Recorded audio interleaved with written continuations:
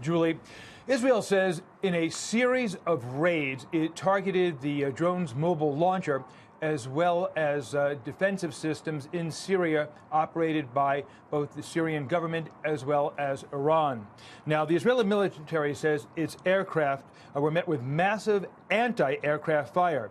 During the attack, one of its F-16s was downed on the Israeli side of the border. The two pilots on board ejected. One, though, was seriously wounded.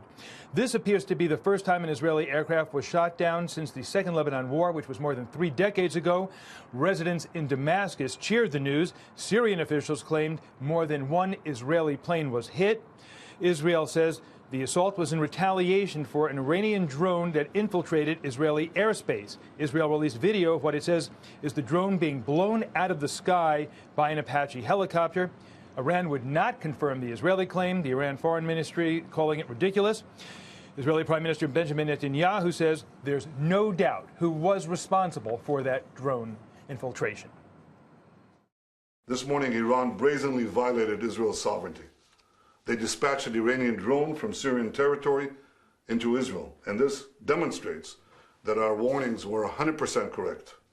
Israel holds Iran and its Syrian host responsible for today's aggression. We will continue to do whatever is necessary to protect our sovereignty and our security. Israel is now asking the UN Security Council to condemn what it is calling this Iranian act of provocation.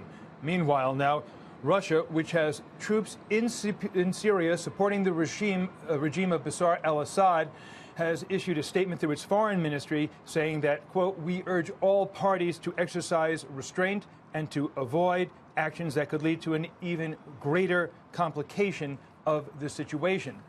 And underscoring just how tense the situation was today, Israel, for a brief period of time, shut down operations at Ben Gurion Airport, the country's main airport, because there was concern that Syria and/or its allies could launch missile attacks from the north.